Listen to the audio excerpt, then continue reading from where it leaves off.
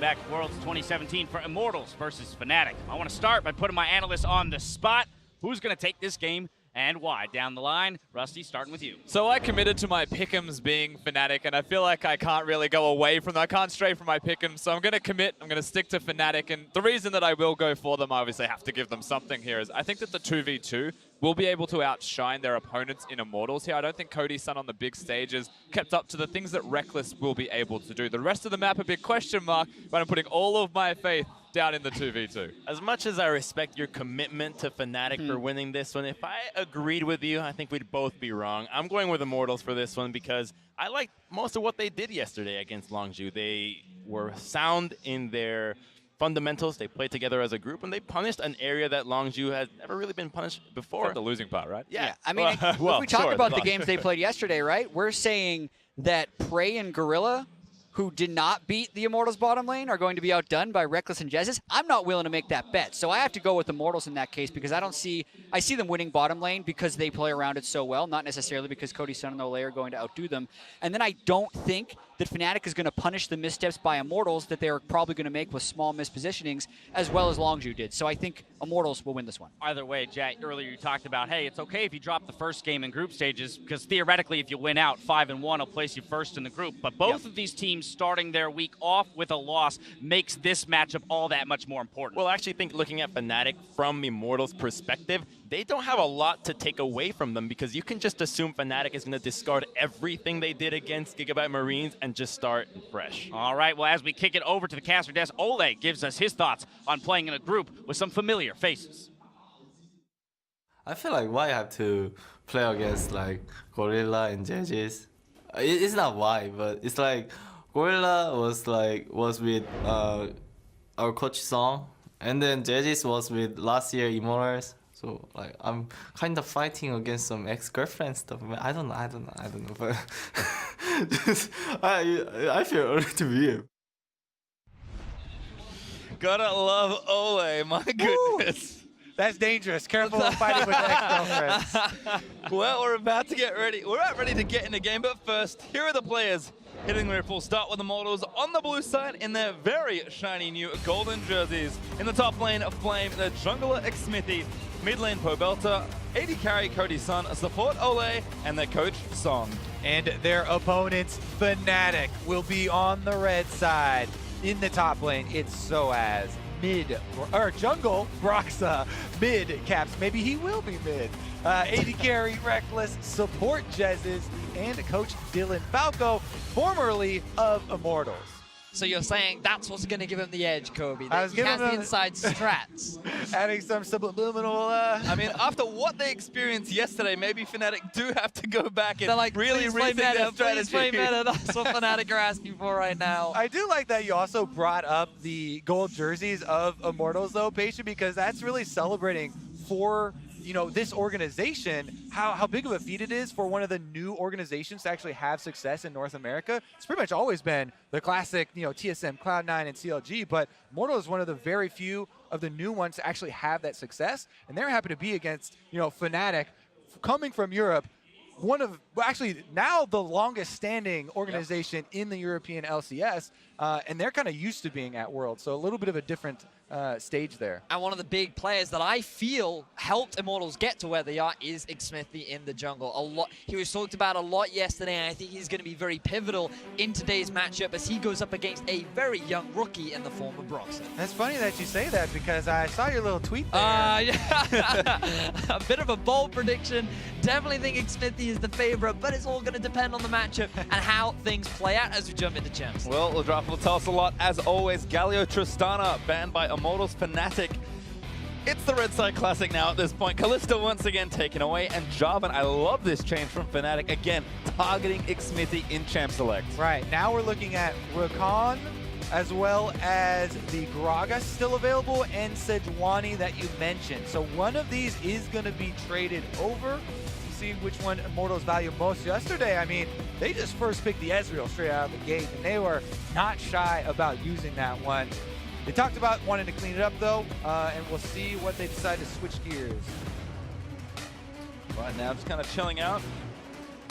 About 5 seconds or so left, and Maybe a different jungler. Yeah, Gragas actually selected there for Immortals. That's when we were thinking more towards the switch here. Smithy back on the Cinderhope jungler. He has had some very good Gragas games, being the front line and the initiator for the team, as well as being able to pull off early playmaking. Now I'm expecting Fnatic to look at junglers like the Rek'Sai. I don't want to be seeing Broxah going on that Elise again in the current meta game. She isn't the strongest, especially in terms of her impact against tanks. Another big jungle pick could be Zac, we've seen fall off in terms of priority, but still has been played here and there over in Europe. For the time being, it looks like their focus is making sure they have a strong 2 versus 2. It's interesting to see Lulu get picked here for Fnatic. I think a lot of teams, at least early on in the tournament, are favoring Lulu over Janna, given how strong Ardent Center is. But Janna's win rate is insane so far in the event. I think a large part of it is very much playing towards the laning phase, because Lulu does add that extra wave that adds that extra power, and it helps get you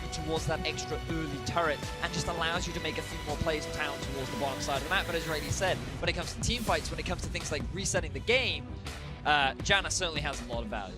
Yeah, and no surprise, they're traded here. Whenever both of them are left up, going to have the other team grabbing it in the first round, because the second round of bans would come through and you would have that denied. Kog'Maw for Cody Sun, though. Talk about this one before we go back to Fnatic, as they're also quickly locking in their champions. Kog'Maw was so big for Cody Sun, one of the ones that he has had very strong performances on, and especially with the double disengage combination of Gragas and Jenna locked in around the Kog'Maw, it gives him the confidence to just stand and fire. That's what you want. You want to make the most of your Bio Arcane Barrage uptime, pop the W, and get as many autos as you can within that cooldown out. Having people really supporting around you to make that happen helps so much. And while Cody Sun may not have had the strongest of performances yesterday against Longju, watching him play this champion during the regular season, he was impressive to me. It makes it so much easier when you literally just stand there and do the pew pew pew, because he just is a constant reliable damage output, especially when you have such a fantastic support in the form of a later back.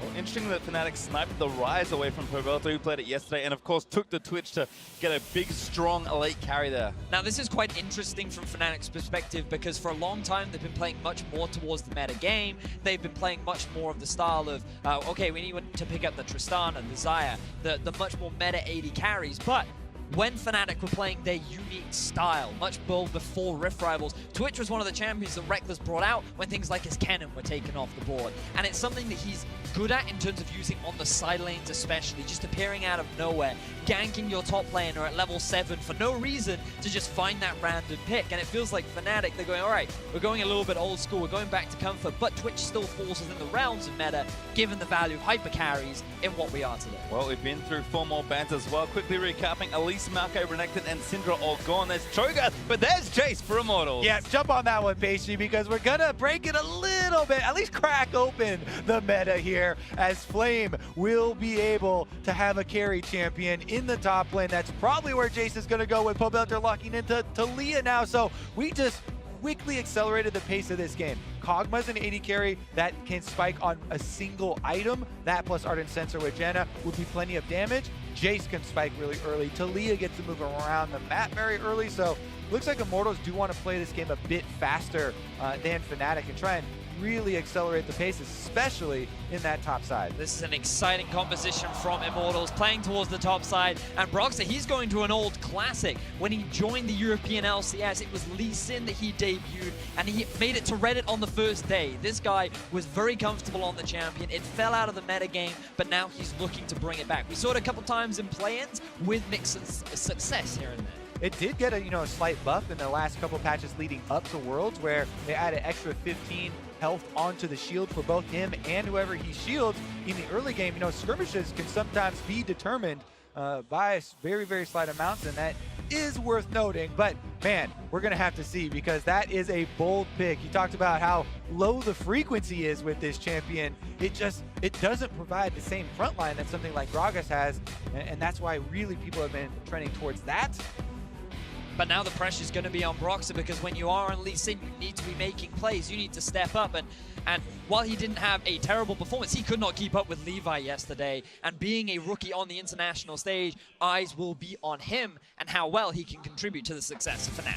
Part of the reason why he wants to take this risk with Lee Sin, maybe they see this Jace pick and they know if Jace plus some jungler presence, that can absolutely destroy a Cho'Gath. And we've seen Conduit, we've seen multiple carry top laners try their hand. Flame is back up on the horse. I love that you mentioned Khan, because of course Khan is kind of the hot player coming into Worlds this year, the quintessential carry top laner. But Flame, depending on when you started watching League of Legends, you should know his name and you may not know Khan. So Flame digging deep into his history and saying, I may have played for my team, with my team a lot more, but hey, give me the Jason, I can still carry a game. And part of the reason we're so excited for this pick is that it is more risky to pick carry top laners. It's more risky to pick supports that don't use Ardent Sensor like Alistar or something that are used for engagement. And a lot of teams have not been willing to take these risks because you have to keep up the pressure and you have to execute for such a long time without making a mistake to keep your snowball rolling. And it's just so exciting as well, watching Flame and Soaz go up against each other, big veterans in the top lane, but we also have to hark back to the chaotic game that was Fnatic versus Gigabyte Marines. Fnatic certainly had a lot going on in that game, but picking up a loss there versus the Gigabyte Marines. A lot of damage done despite how bloody the game was between the two. So Fnatic gonna have to reset here. Again, both teams come in having already played a game, and it was to a loss. So early game gonna be crucial here. And the teams, I think, are playing a lot higher tempo with the picks that we've seen. And the big stat to look at in that lower third was very much the opposition towers versus the number of towers that Fnatic were able to get, 1 to 4. Fnatic just could not keep up with the pressure of the Gigabyte Marines. And we were just talking about in draft, Kobe, how this was going to be a higher paced game for Immortals. They have the Jace, they have the roaming Talia. Let's see how Fnatic can handle this kind of pressure. Well, they're already starting here before minions even spawned, getting some deep wards in this red quadrant. Smithy and Flame going to probably start out here and successfully steal us away, unless Soaz scaled Rupture or something and hit a super long range. Rupture is still away. It doesn't look like he'll get into range, but he's still hanging around. I have to see what the response is, though. Could throw out the Hail Mary From Broxah, maybe just gonna do it. Smithy ready, does have his smite. Yeah, he's not gonna do it. Soaz actually goes over to the lane, trying to get that experience while he does have it. Now, talking a little bit about the intricacies of Jace into Cho'Gath, we want to emphasize the importance of Jace bullying from early on. We want to get those range harassments in and then go into the brush to drop the range minion aggro so you don't take damage on the backswing. Then the next step is denying Cho'Gath from the minion last hits so he doesn't regen off of the passive.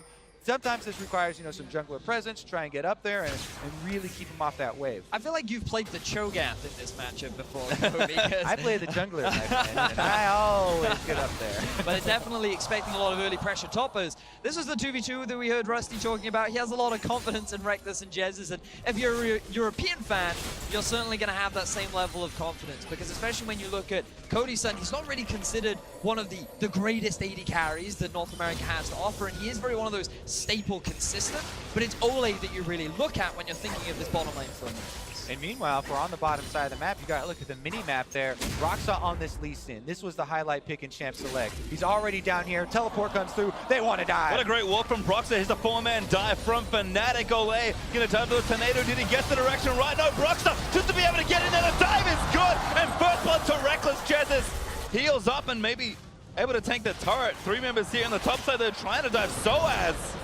Silence goes out. Xmithie going to start it up now. He's tanking with a knockup. It's amazing from Soaz. He's still going to die. Pobelta gets the kill, but Flame is forced to flash. So an even trade either side. Fnatic were first on the play, and Broxah comes up huge. But Immortals, they're smart, they react quickly, and they're able to trade it on either side. So Flame is able to get a lot of early pressure down and do exactly what he needs to in this very pivotal matchup. Gotta commend Fnatic there for beating them to the punch, though. They go with the Lee Sin pick there. They're not surprised by top lane focus with Jace at all. They say, okay, we're just gonna focus bottom lane, and we're gonna get there first. Now they could continue on that. Reckless actually, again, ambush just is flashed in for that one.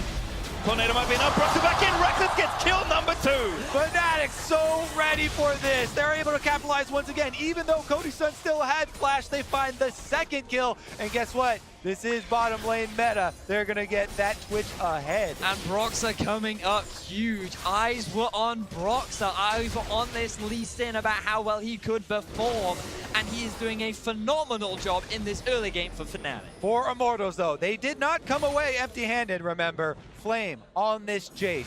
he is going to have complete control over Cho'Gath. So as, you know, he's known for trying to get out of a lot of top lane plays and survive, but it's going to be difficult. There are extra wards now in the top side. Even though Broxa's heading up there, we'll have to see. Maybe they go for an engagement. They're going to play aggressive here.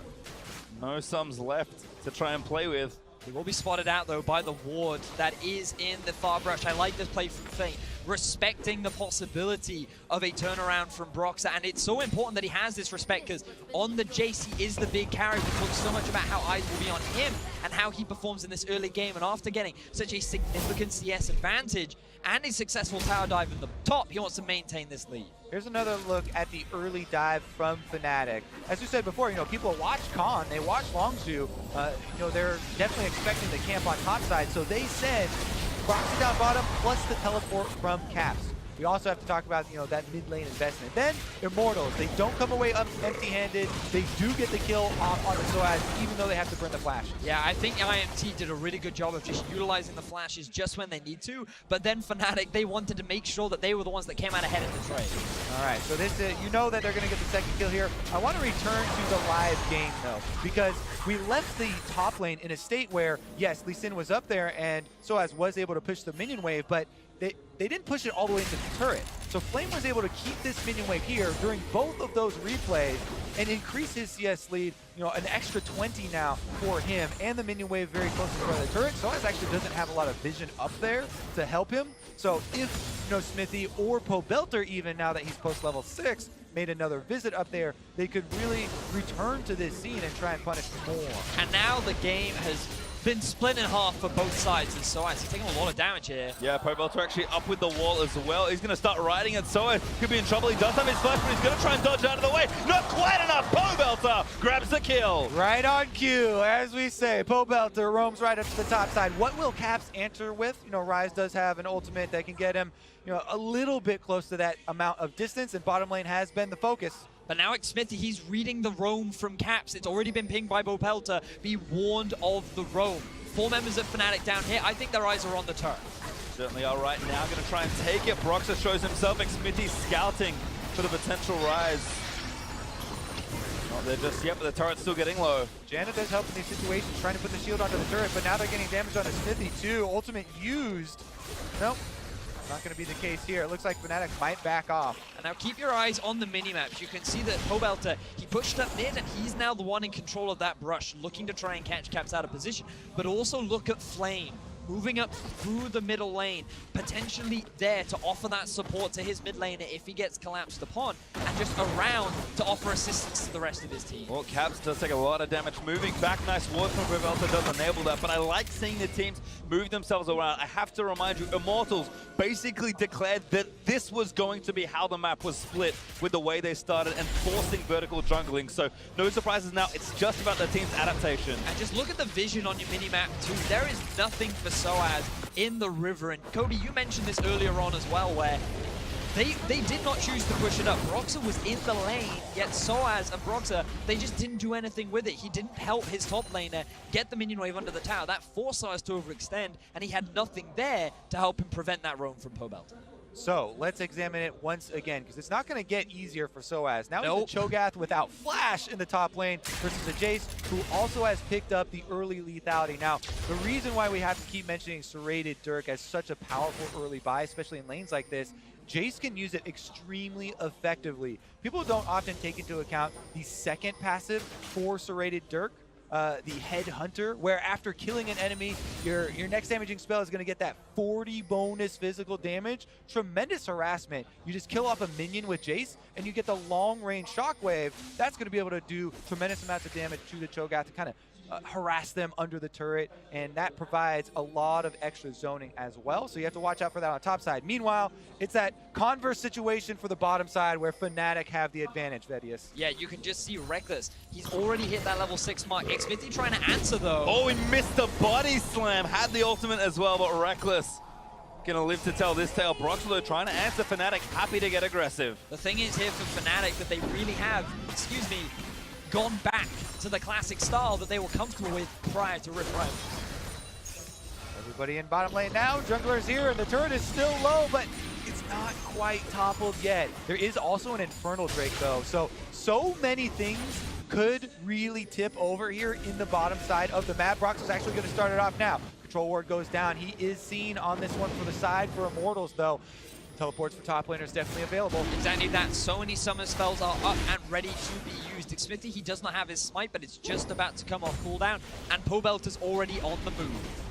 He's going to go for it now. Pobelter with the walking, try and cut him off. Brox actually tried to solo here.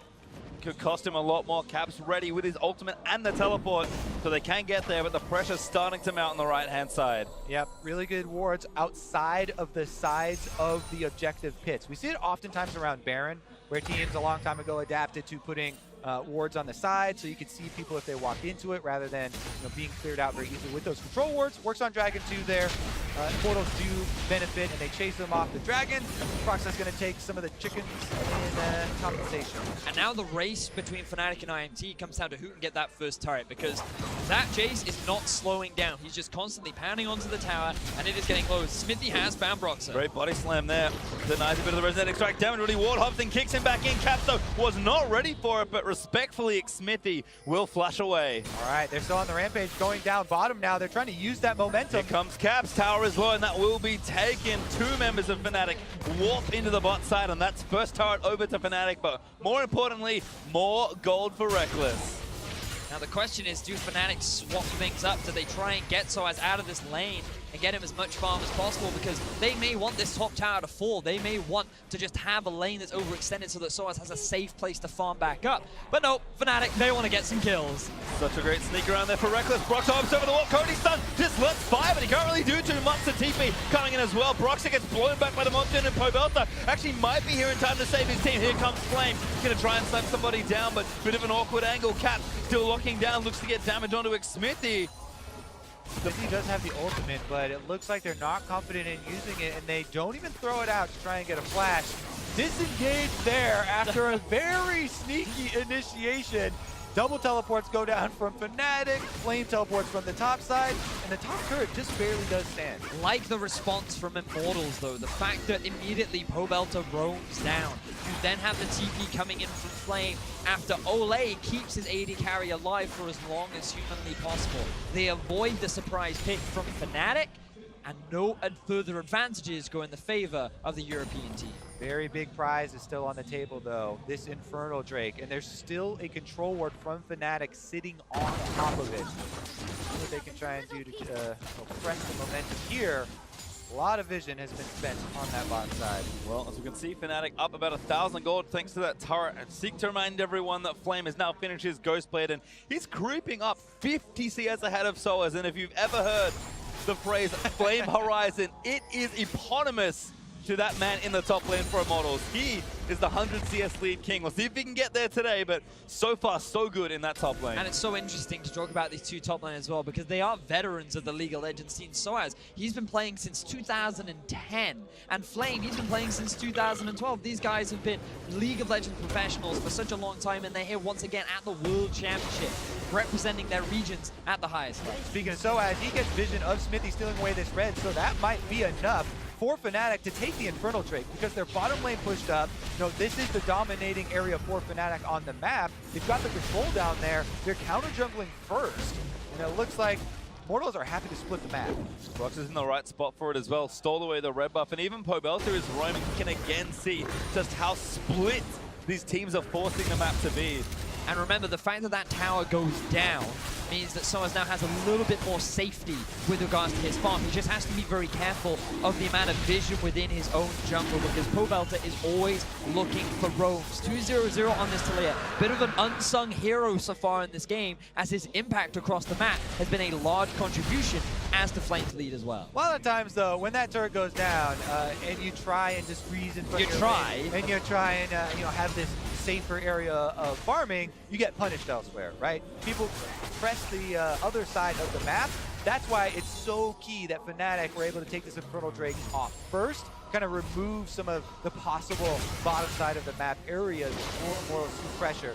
Now that means that probably it will be the Rift Herald focus next, for that neutral objective, and then try and turn that into some chaining turrets. But currently, the gold is almost dead even just this extra little Infernal Drake and the areas of concentration of that gold is what really determines the difference. Now, what I think is quite interesting about this game, though, is the fact that Flame, when you think about the whole comp and his value in these late game team fights, he is playing the split pusher. He's not on a big tank. So utilizing a Jace in a fight is going to be much harder. The reliance on him is to keep playing on the side lane and drawing attention away from the group of the 5v5, splitting up Fnatic as much as he can. Whereas Fnatic, they're quite happy to scale. All their gold is on their late game insurance of the Twitch. So I feel like there's a little bit more pressure on Immortals to be the ones to keep the pressure going and to continue the snowball that they built up in the top side of it. And again, the theme continues. The map is absolutely split as Immortals with 3 and Fnatic with the same. Take down the turrets almost around the same time, but Outers are now felled as the sides of the map continue to open up. And again, the difference maker is going to be the neutral objective. Fnatic are also on the other side of the map where Rift Trails resides, and they're going to be able to pick this one up in addition to the turret trade to be able to get this. And Caps is a happy man because he's not getting camped. And one thing that he's always experienced playing North American teams is they like to come mid. And for him and Bobelt have pretty much just been leaving mid lane and been moving to these side lanes constantly, both utilizing their ultimates as much as possible. And they will be much bigger factors in the later game. Their roams have been impactful in the early, but their damage is really going to be a big determining factor as we get to those later fights. Well, again, CS lead for Flame that we mentioned already. Reckless also building a very similar one. Kind of a curious little build. I know Reckless does have a very frozen map. He's a big personal style when it comes to his builds. He went Runas, Executioner's Calling, and now has a BO Sword like to move into some sort of IF. But regardless of how you split it, he's very strong as Reckless moves into mid lane. Pobelta insta-flashes in Xmithie. May not make it out alive! Reckless dives under the turret for a kill. Yeah, you hold on to that ultimate a little bit too long. Even at a second's hesitation, Reckless gets off the extra damage there with the glitter on top, and Fnatic are pressing ahead. And this is a classic Reckless move. He just stealths up, appears in a lane you least expect from him, and he's able to find a pick. And now Fnatic, they're the ones pushing the play, and they're the ones getting another town.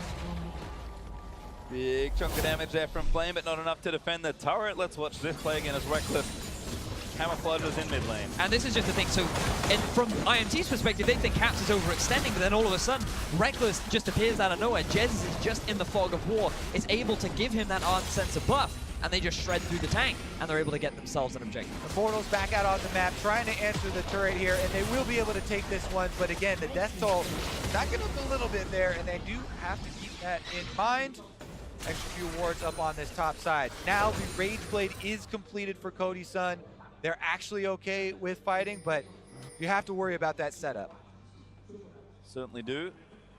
Flame more than enough as he moves into mid to help Immortals take down the turret. Likely back to split push. Judy already in the bot lane, clearing out those minions, and Cody gonna hang out in top, trying to keep his farm going, but Reckless looks like a pickaxe has moved into nestle beside that BF sword. I'm pretty sure. I'll give you the eye a second, as that is quite, that's a wonderful stat. NAJs hasn't done too well. Flame's a Korean player. He's played in the LPL. I'm not too sure he falls on the spectrum, but I guess for now, he's on Immortal, so still NAJs. We'll see if he can break the curse. Well, Jace is a very difficult champion to take advantage of. The only team we've seen fully utilize it is Longzhu during the regular season of 2017, or summer regular season, I should say. And IMT have done a good job so far in the early game, but now Fnatic are grouping up. And that's where the dangerous part of utilizing Jace always comes up. It's in that mid to late game. Because yes, it is easy solo, 1 versus 1, and into the lane phase, it usually goes pretty easily for the Jace. But the key is that the teams haven't been able to utilize it successfully to get the objectively, to get the pressure down. And with Fnatic actually reacting, just throwing everything onto the bottom side of the map, they're actually set up quite well here as they transition through the mid game. So we have to see what Immortals can actually do to try and change the way that this game is going. Otherwise, they may just end up, yeah, another NA Jace.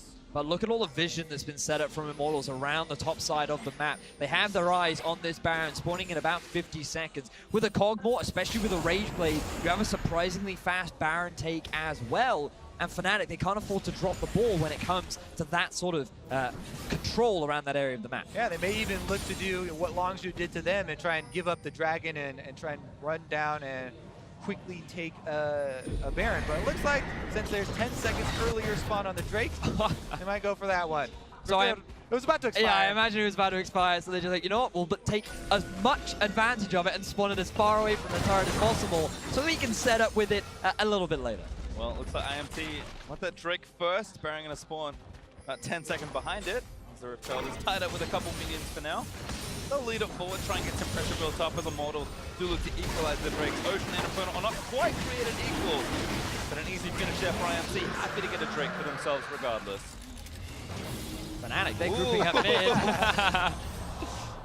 Oh, apparently it doesn't work. I guess he didn't know that. I did ask that question. Yeah, Epic Monster, correct. Yeah.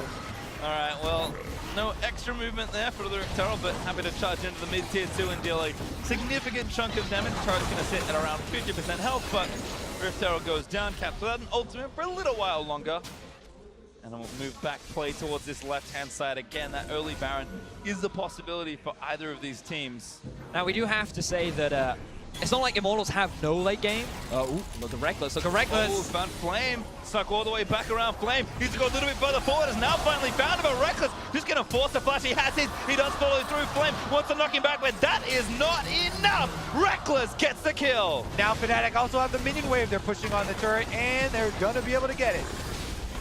Great bit of pressure there from Fnatic. The Infinity Edge finish, and poor Flame just did not stand a chance versus that camouflage foot. And now this is very dangerous for Immortals because all of the investment was towards Khan. Pobelder has the kills, but Flame has the Khan, sorry, I meant Flame up in the top lane. I can understand the mistake. Flame up in the top lane on the Jace. He's great in the laning phase. He put a huge amount of pressure onto Soaz, but now, after that death, it's just giving more gold to the carry of Fnatic. Reckless, 4-0-0, 9,500 gold to the 7 of Cody-san. This guy is so strong, and look, the gap between him and Soaz is not that big anymore, and when you think about the value of Cho'Gath later on, things are just going to get harder and harder for Immortals. One of the big worries for people for Fnatic were the rookies, right? You mentioned Caps earlier, had a problem with getting camped, and Broxah as well, but they were able to get through that mid-game seamlessly, and now it seems like the kind of veteran status is taking over. So as he was not tilted by getting camped there on the Cho'Gath, he's been able to get his pretty free health with the feast stacks up, so he's up to an acceptable level for a front line, even with all the early pressure and with the low CS for himself. And now it comes down to this mid-game shot calling, trying to work around these objectives. But that was a TB from Soaz. Soaz got spooked, I think, as IMT were taking the Scuttle Crab around the Baron, certainly threatening. That veteran experience. Soaz not tilted. But that's going to hurt them, especially depending on whether or not IMT saw that the TP was used. You would imagine that they did spot it out, but it looks like they didn't want to continue the pressure around the Baron. They're going to be happy with the vision that they've been able to get themselves.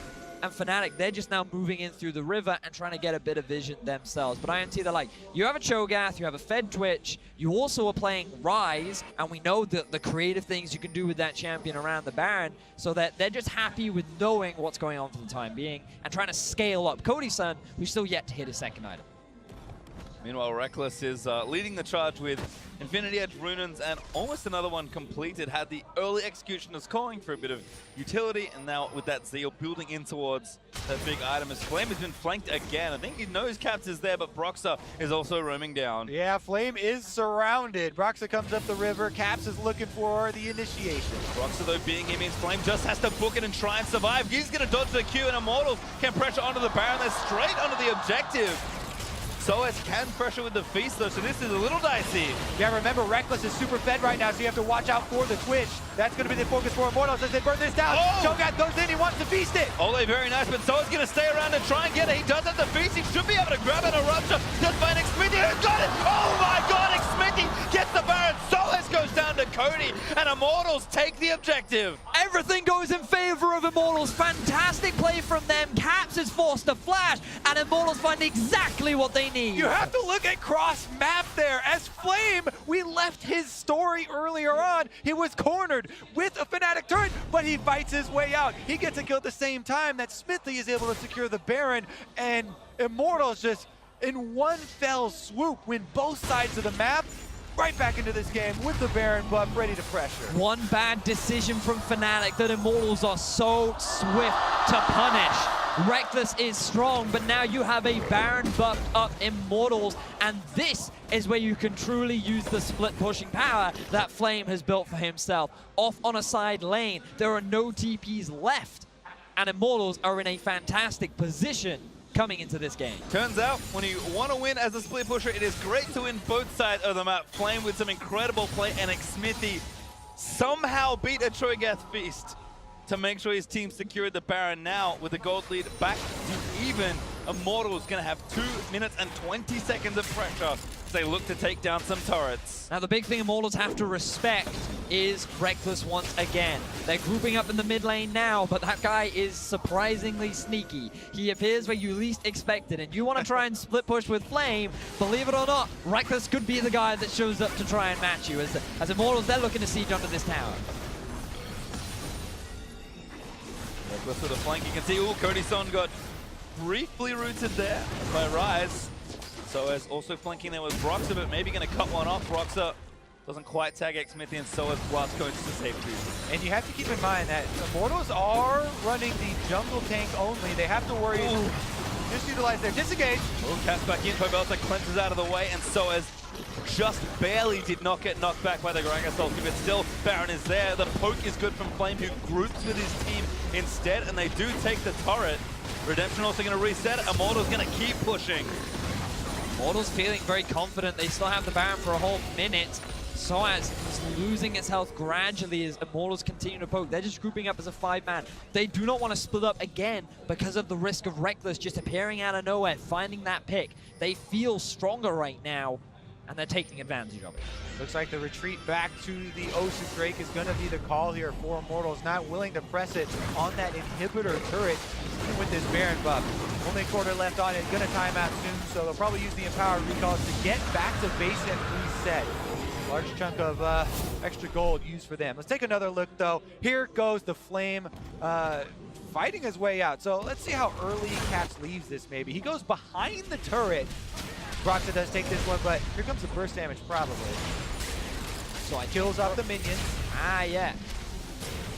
Oh, and he's going to get shock blasted mid-jump. What happened there, Broxah kicked him into the turret range, but the minions got there just in time, so the turret did not shoot Flame, and it wasn't enough damage to finish him off. That's how he fought his way out, and then Caps was trying to go over to the Baron play. Here's the Baron play that we were just seeing. Great smite from Xmithy as well. Trying to outsmite the Cho'Gath is extremely difficult, but they timed their burst effectively, they found the objective, and they got themselves a couple kills to boot. It's going to red Soaz's mind there. He did feast for that Baron, but Xmithy just knew exactly when to press the button.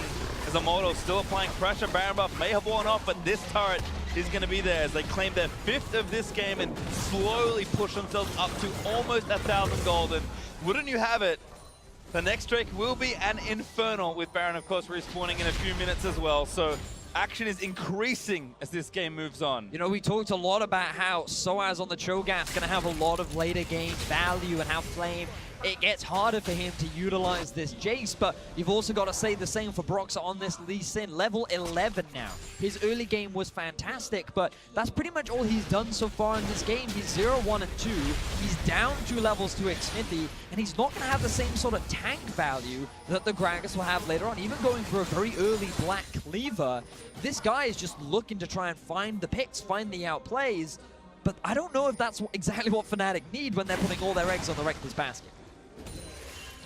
That's a good story. I am still thinking about the Flame outplay and how he got those minion, the minion up there for the turret to actually get aggro on it. Clearing out the enemy minion wave was the biggest part. I almost want to see the replay again. Regardless, though, let's get back to the present here. I need you guys to jump me back because you're very right here. You know, Broxah here with the Black Cleaver trying to have a similar effect with Lee Sin. It's going to be difficult. Even though we mentioned that Immortals are just running basically the jungle tank on the front line, they have the Janna for the disengage, Progress for the disengage as well. Plus, all these shields and heals that are coming through mean that they don't really need that extra front person, and they're making it work with the damage instead. Now talk about well, Reckless Flame did pick up a GA, and now he's looking to 1v1 Soaz. Oh, never mind, his friends have arrived as well. Pobelta with a wonderful wall cuts him off, and Flame will get a kill. Fantastic collapse from Immortals. Flame was already in the... Oh no, he TP'd behind. on the ward, and Fnatic, they're not in a position to punish Immortals. They're all recalling now to try and answer the pushing in minion waves, but here's Reckless up in the top. Yeah, Reckless doesn't want to let him get away with that one scot-free. Burns down this turret with the extra attack speed. Immortals are back out, but they might get baited in here. It looks like Caps is planning a surprise. Oh, flashes over, looks for the Jonah. He's going to maybe get away. Damage is not enough.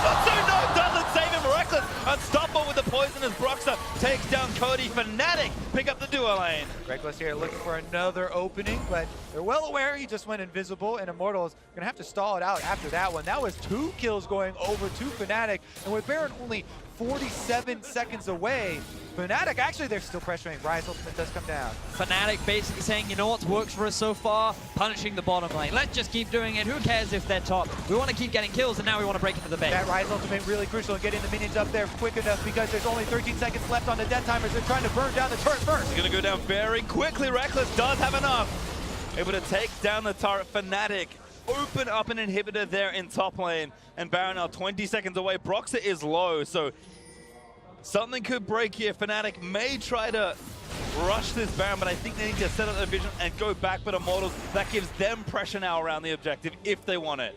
Fnatic are able to take down the Scuttle Crab though, so they have vision around this part of the map. IMT, they still have a relatively fast Baron, especially with Cody-san on this cog more. Immortals, they look like they're going to start this one off. Let's see if Fnatic can answer. Round 2, Soaz versus Smithy, although Broxah's here to maybe make that an uneven fight, and Immortals quickly pull off the Baron. Yeah, it looked like they were trying to draw out a cheeky teleport or something cool down there from Fnatic. Immediately back off, even though they got it one time with a Cho'Gath in the pit. You don't want to play that game a whole bunch of times because the odds aren't in your favor. Meanwhile, we'll get another look at here. Caps and Broxah just flanking around the duo, catching both of them. They were able to get the double last hits here. Then again, even though Cody-san used his Kog'Maw passive there to kill off most of that minion wave, Caps goes back, he Rise ults in the second wave that was coming down, so as then teleports on it, and they were able to rush down and expose that inhibitor pretty quickly. Now we've got another close game, gentlemen. The start of the day was exciting with Flash Wolves versus TSM. We had a bit of a one-sided game with Team WE versus Misfits, but now it's EU versus NA. Very close once again. Both these teams arguably fighting for that second place in the group.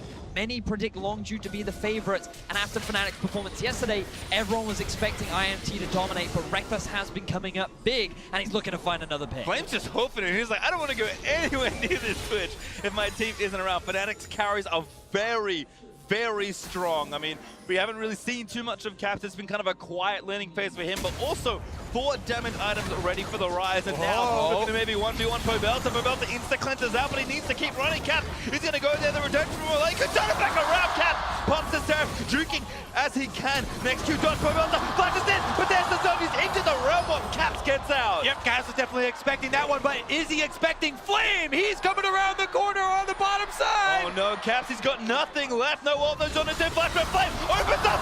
1v2, flashes in. Monsoon, not enough. Cody now there with the ult. It's great. Broxah puts through so many rocks, and that is not going to be enough to get the kill there. But Caps does go down. Reckless again, looking for the flank onto Pobelta, takes him down.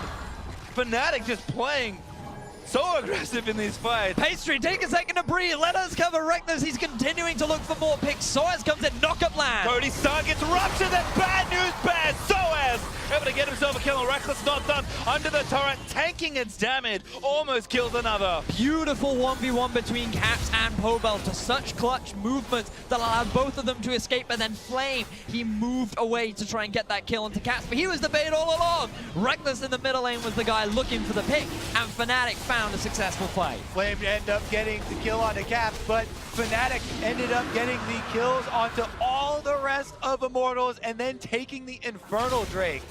Definitely would rather be the team with double Infernals late game than double Ocean Drakes here, and the teleports come in around Baron. The irony, gentlemen, we have Flame, who's 80 CS above Soaz, but a Flame Horizon from Reckless over his counterpart in Cody, sir. This Twitch is massive, and Fnatic are onto the Baron. IMT going to try and force them off as Jesus very low from the poke. Pobelta walling up to get here faster because Cody needs a lot of time to run back from base. Immortals, if they can get a kill here, maybe they can turn it back around, but Caps jukes the poke. They're actually backing off, waiting for Cody-san to join so they can have the 5x5. So it's double rupture though. Pobelta just getting shredded. A clutch locket from Olay. He's going to maybe save him inside. Oh my god, he goes down to Cody. A snipe from the artillery. Beautiful pick from Cody Sun. They shut down the big front line, and IMT, they have position around the Baron. There's a double wave there up on the top side turret. Reckless is going to clear it out. He reveals himself in the top side, so Immortals are actually rushing down this Baron, and there's no choke It's all on Broxah. The feast is dead. Equal level junglers. Here is a 50-50. Broxah can't go back in. That's Baron Immortals. Beautiful setup from Immortals. Cody Sun doing the damage that his team needed to shut down the front line. The map was in favor of Immortals, and they get themselves another Baron, another back and forth over and over again. Both these teams want to get their first win of Group B. What a game we've got on our hands here. Now Immortals again with a Baron buff to try and push, but Fnatic still with the gold lead, still with the double Infernos, and still with an insane Twitch that is full build, plus elixirs ready to roll, and a Lulu buffing him up. Certainly very scary. Again, we're going to probably learn the reason why Fnatic put so much effort into making sure Reckless can thrive. But until we get there, let's watch this one again. This was such a close pick. So initially, this looks fantastic for Fnatic because they silence Pobelta. He gets obliterated by Reckless, but then the knockup from the Janna to just zone away the rest of Fnatic, isolated Soaz, and allowed them to get the shutdown on the big tank. And Smithy with the Gragas ultimate game up huge. Now Baroned up double minion wave here. Cutting off the ultimate, goes down. Oh my god, Soaz actually knocked back into the team, the Wild Growth and the Redemption. He's going to keep him alive. He also popped the Stone Plate just in case. The Stone Plate does save him, and Reckless opens up to provide cover fire for Soaz to escape there. Veterans working together, they do save his life, and here comes round number 2. Soaz back to base with his full health once again. Cody Sun is still trying to take this turret down, but Reckless, he wants to flank through the base gate. Turret though does fall, and now we have 2 different hits exposed, but Immortals with the Baron buff are still applying pressure. IMT, they have the position on the inhibitor. They're the first ones to set their eyes on the first inhibitor of the game. The gold is dead even. Fnatic, they're feeling it right now. Yeah, in fights like this, range is king, and Twitch has to rely on the ultimate for extra range, but the Kog'Maw gets to renew with the W, so Immortals have the pressure since their AD carry is safer, and Fnatic just decided to send Reckless off. He said, without the ultimate, you're not going to be able to get close enough to do damage in this fight. We'll just sacrifice it, and you can go get some more farm and a red buff. Although I don't know why they're giving him more farm. He's just going to buy more elixirs, I guess. Jesus joins in and said maybe you're going to try and share some of these. I don't think Reckless is super fond of that plan, as Caps does get pushed back down the mid lane. Immortals get what they came for, though, in the bot lane, taking the first inhibitor of this game.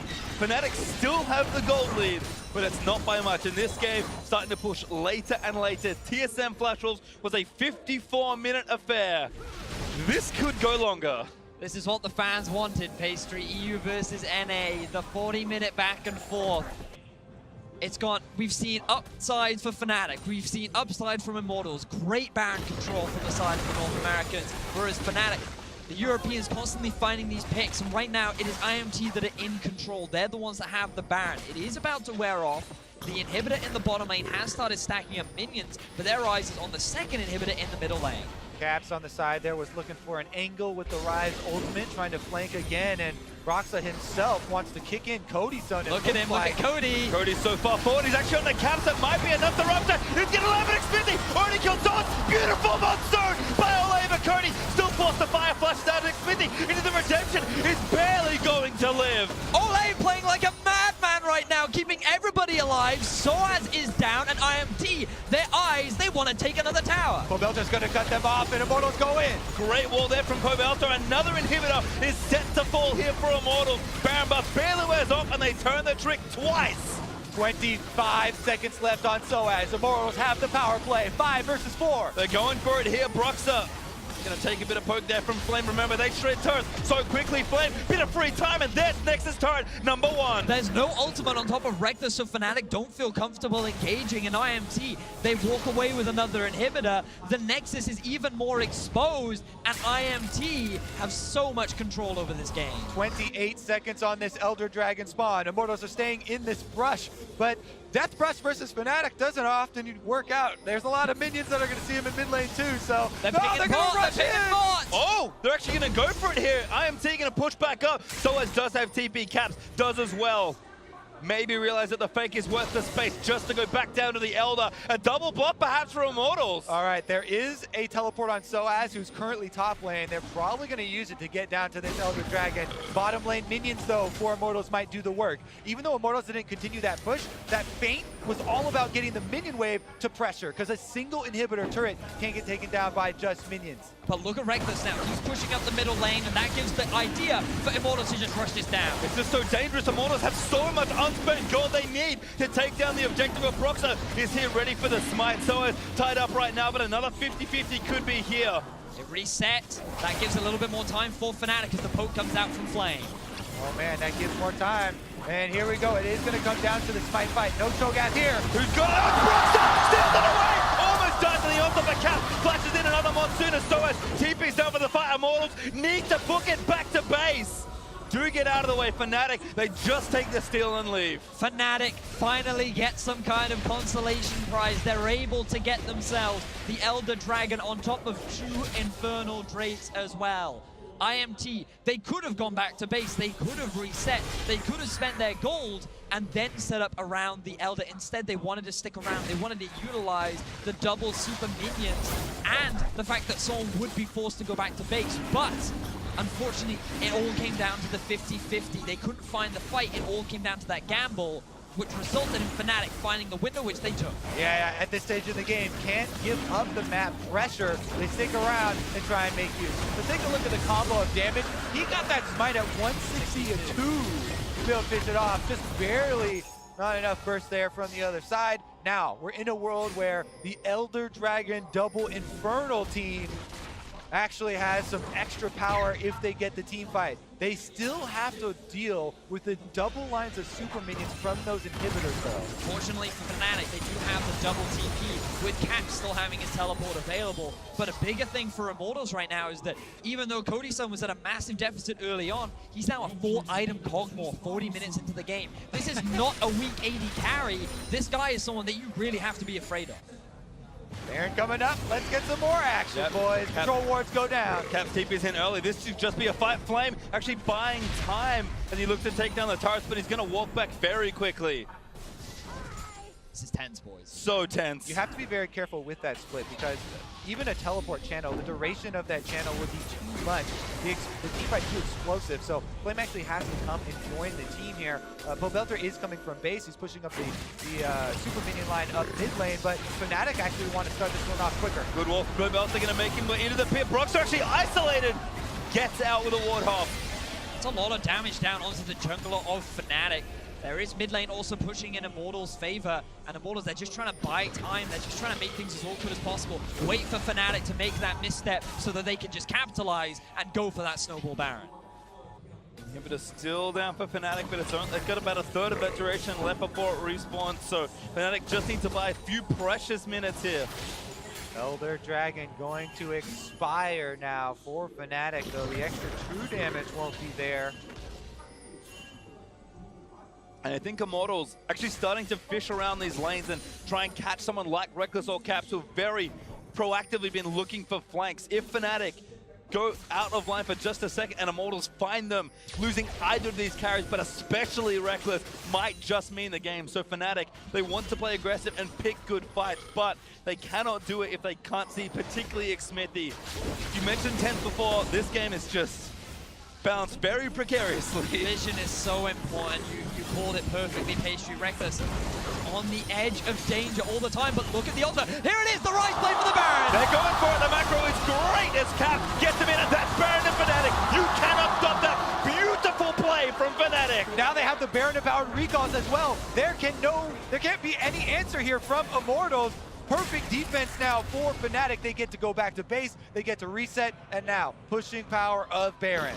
Take about Fnatic. That was immaculate timing. They're in Hibs respawn. They grab the Baron, and now again, they've got the pressure. We talked about it earlier on in the game, how there was that possibility to utilize the Rise ulti to swiftly catch a target off guard, and Fnatic finally used that window of opportunity. Immortals were not expecting that, and now they're the ones that can lay siege to the base of Immortals. Exposed inhibitor in the top lane.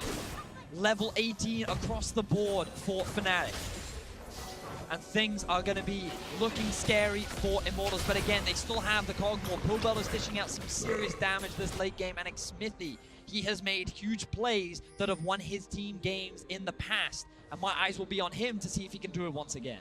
Immortals know that they don't have to extend out into that dangerous territory. They are very well aware of this Twitch, and Reckless has been fishing around looking for opponents to jump on. But now they've got a triple, maybe quadruple stacked minion wave here coming down with Baron empowered resistances. They're going to try and clear it out. Immortals doing a nice job there, kind of flanking the way from all sides.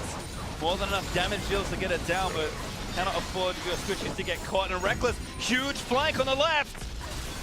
Rupture might be the opening, they don't take it. Ooh, Cap takes a lot of damage, but Cody got chunked as well. Reckless still with the ulti though, that is crucial.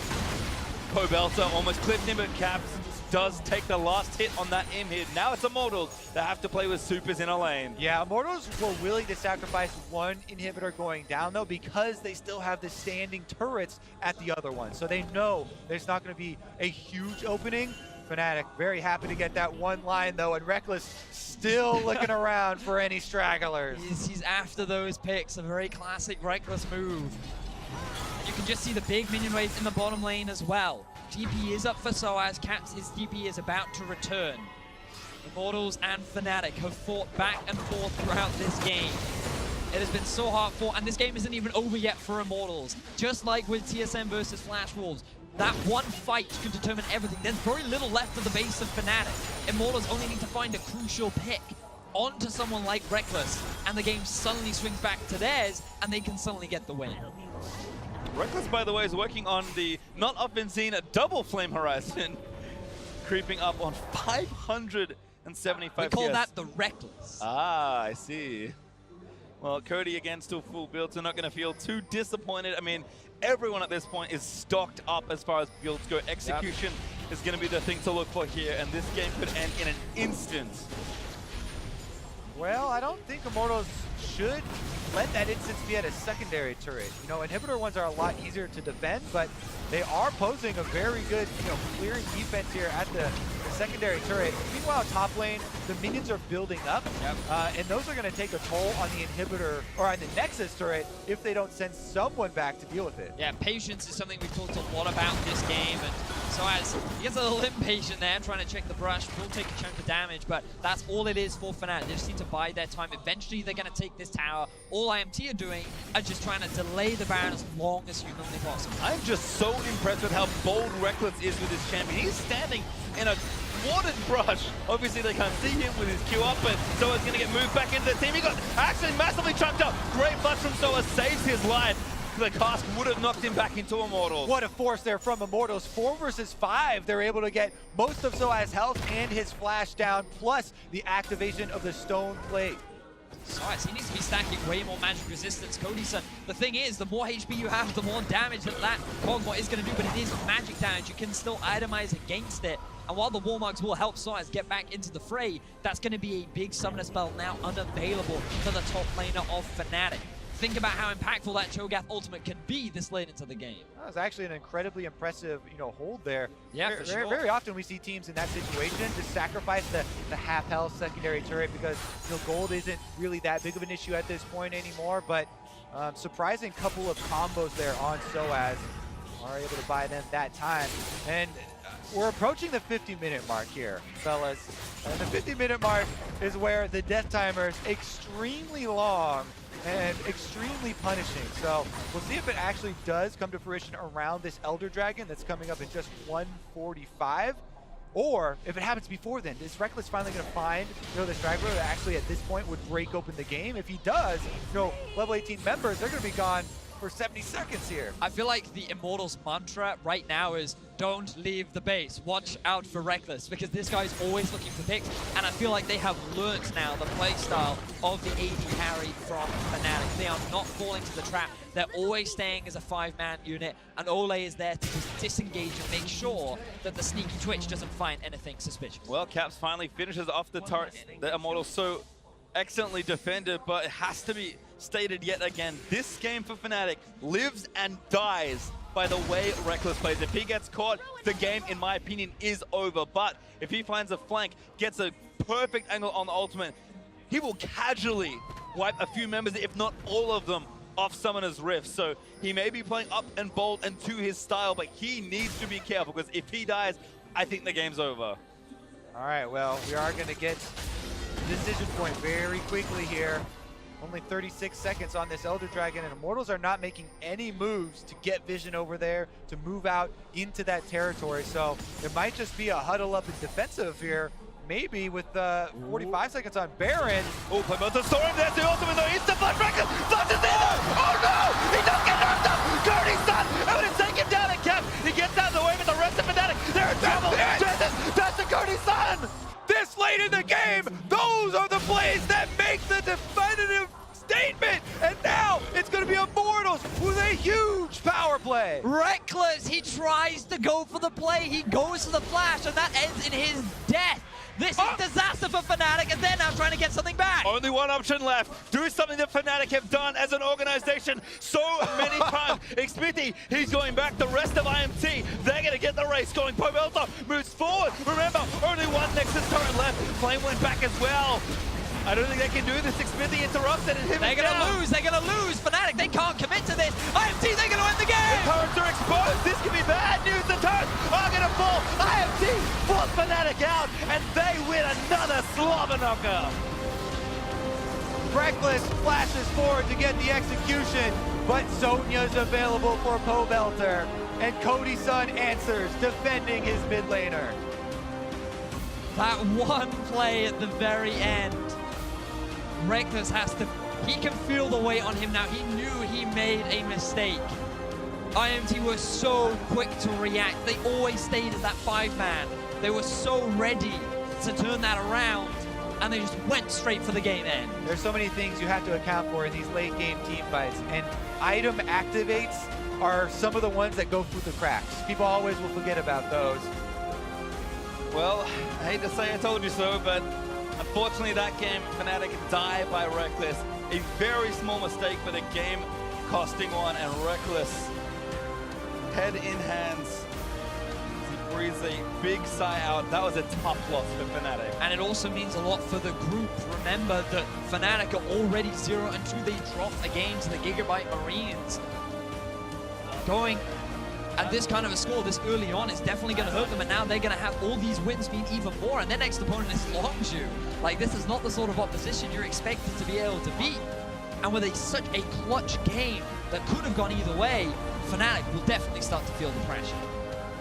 Had a lot of really highlight plays from Flame as well on Immortals. Leave it to the Korean to redefine NAJ. That's true. Fights his way out, he's cornered in the top lane. The team got Baron during that. That was one of the critical moments of this game. You have to go back a long ways to remember it, but that was a huge swing for Immortals that really got them in place to even take this game that long. And another look again at the other native Korean on Immortals, Ole. It's tough to really call like Janna play breathtaking so often at the time, because they just use their shields, they press their buttons, and people get out and sense. So Ole had some of the clutchest Janna play I think we've seen in this tournament. And Cody, he had a rough start. He needed some help, and Ole gave him so much. And I feel like that whether you're a fan of NA or EU, it doesn't matter, because that was such an amazing game. It was so close between these two teams. It was Immortals that was able to come out on top. And I'm just excited to watch the rematch now. Well, Jack is one NA victory away from sweeping the day on his prediction, but not sure he'll get it there just yet. I mean, we'll have to see what happens. But to break down that Immortals wins, let's send it over to Dash and the analysts. Thank you very much, gentlemen. Group B is shaping up to be quite the group. I mean, heartbreak for Fnatic fans there as they dropped that game to Immortals. Rusty, they almost crafted the win in exactly the way you called for them to do it and fell just short. I was so close to getting it right, Dash, but they didn't get it in the end. And that's one of those moments, right? You look at it and Reckless saw it, and then he saw the opportunity, and then he just saw red. So the flash away, he flashed forwards without thinking. And in those moments where you're not thinking, that's when you can lose the game. So I do really feel for him. As close as I was to getting the prediction right, it's that one moment that cost him. Yeah, and when I was predicting it the other way, it wasn't because of that. That's not how I envisioned Immortals winning that game. And I felt like Fnatic had so many opportunities to close that game, but didn't. The only person that took any opportunity that game was Reckless, though. Not a single member felt like was actually contributing towards the victory for Fnatic. Single-handedly, Twitch was just making everything happen. It was the bottom lane, though, where Fnatic started. This was a great call for them. 4-man dive with the tier on right. Great timing from them. You get the Twitch ahead, and eventually this set them up to get that first rig. First, we'll see the return, though. Yeah, this was a good gank from Broxah, but also a misplayed gank by Cody Sun. He flashed before the Lee Sin Q, and then Janna also did not block that Lee Sin Q. You saw how fed Reckless got, and specifically there was a point in this game around 33 minutes where that's probably the furthest ahead we've seen an AD carry in a game in a really long time, when he was basically 2v5ing. But the fact that they couldn't take that to victory is a big problem for this Fnatic team moving forward. And part of the reason why they couldn't take it to victory is what Kobe mentioned. The space that Flame afforded Immortals in order to take global objectives like the Baron. Very decisive calls here out of Immortals to just stick in the game. This was so bad. I'll say bad right now because this is a Cho that has a feast. This should have been the game-losing play for Immortals. I hated this call from Immortals. Yes, the Talia wall cut off Reckless. I still think Reckless could have had an opportunity to flash over that Talia wall, wreck people as everyone's focusing on the Baron, and then the Cho'Gath does 1,250 true damage with his ultimate, and he feasted at 1,300. The other thing is that Read the tooltip. Jezus and Reckless never grouped up together. For the most part, that combination that should have been those two just destroying everybody got isolated by the wall. They're no longer together. They should have just been buddy-buddy all game long, carry 2v5. Of course, though, the game went on for far longer than that. And when it does go to that length, it comes down to a single mistake, a single misposition, or a single overreach by a player. Let's take a look at our final team fight here. Acer Predator replay of the day. Reckless going for the win here. He sees it. And he's still seeing it. That's the problem. He's gone too far forward. And Cody starts seeing his opportunity of his own. And it's that moment where Reckless felt like he had it. He definitely did not. And that was kind of the story of the game. Crumbs kept pointing out to me that they had no Knight's Vow. Also, Reckless kept opening up when Lulu wasn't there. If he was with the team, that wouldn't have gone so awry, but he was trying to make the hero play. And whether you want to pin that on Reckless for not being with the team or the team for not being with Reckless is actually irrelevant because the result is the same. They did not play as a team and they didn't win. The final thing I want to ask you guys is what does this mean for Group B, right? We had Gigabyte Marines taking down Fnatic yesterday. Immortals playing closely with Longzhu in the early portions of the game and then handing the game away, right? And then we, of course, have this 50-minute slugfest here between the two NA and EU teams. I mean, is it just anyone's field now? What's going on? I think it's Longzhu and Gigabyte Marines shooting for the top for this one. They looked way better when it comes to objectives, decisiveness, and playing as a team than both these two. All right, well, Immortals just picked up their first win of the group stage. Let's send it over to Shox for a word with their jungler. Thank you very much, guys. And I'm just going to ask someone in that group who's played just that 50-minute game. Smithy, first up, congratulations. Intense, I would say, the least. I can't really pinpoint one moment except for the end of the game. Could you identify any other moment or any other aspect that was the most important for you guys turning this game around? Well, at the beginning, like the early game was really wonky. I think Fnatic played really well at the beginning. We didn't really account like Rise TP at the beginning, so like they can 4-man dive at like level 2 or something, and then we didn't really expect that. And yeah, like no one really expected how it ended. Also. We're just glad we got a win, I guess, but I'm still pretty kind of sad how we played. A bit sad because it had to come down to maybe a mistake from the other team. However, could you give me a bit of insight into the comms then? Because you still took that moment, you ran with it, and you closed out the game. Yeah, we were just like casually making plans on like to get Dragon, for example, and then Reckless just popped out of nowhere, and then comms weren't really hectic, and then everyone was just like, what the? And it's just like. And then we just flashed in after when he flashed in, and then that's how we ended the game. And yeah, it's nothing really to be proud about the game, but we got to win anyway. All right, so you're looking at it from a realistic viewpoint. Obviously, there's a lot of hard matches still coming up. It's your 4th World Championship, but I still think you never get used to a game like this. Can you talk to me about Cody Sun, for example, and kind of the synergy between the team? Because after NALCS finals, there was said that there were a bit of nerves at play then. How do you feel that's all going now? I think it's also the same for Worlds, because like I think it's Cody and Ole's first Worlds. I don't know about Flame, but yeah, it's like mainly nerves. Everyone's just getting used to the atmosphere, like really big stage and like a different country. And yeah, like all I can say to my team is just to get used to it, because it's going to be more games.